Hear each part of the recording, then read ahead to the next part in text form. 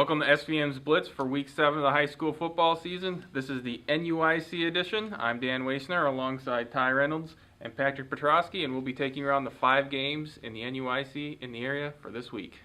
Up first, we have the winless Duran Bulldogs at 0-6 going to Eastland Pearl City, I believe in Pearl City. The Wildcats are 6-0 coming into the game.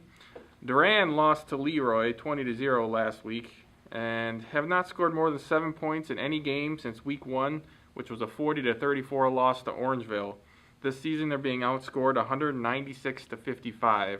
That's not good news when they're having to play the Wildcats. EPC's coming off a 58-14 win over Polo last week, which is really business as usual for the Wildcats. Outside of the close game with Lena Winslow, they've pretty much blown out everybody else this season, and I think that's probably going to happen this week. My prediction is EPC 45, Duran 6. Our next game up, we have West Carroll at Lexington. The West Carroll Thunder are coming off their first win this season as they beat the Sobos of South Beloit 32-21 last week.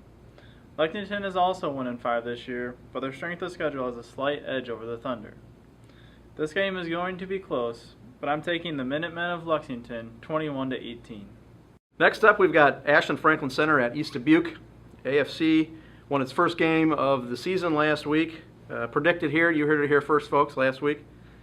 But the Raiders are still being outscored 43-15 on the season.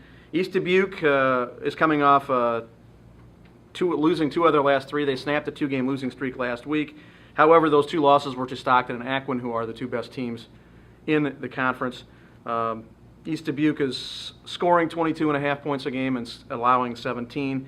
I think East Dubuque will continue to roll. AFC will struggle this week against the Warriors. I'm picking East Dubuque at home 32-16.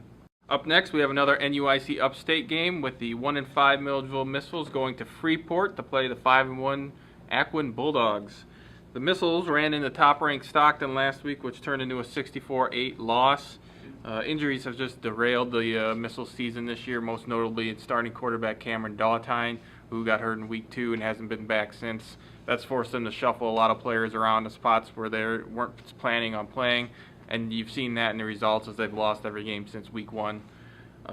Aquin beat Warren 20-15 last week, and the Bulldogs are probably the best 1A throwing team in the state.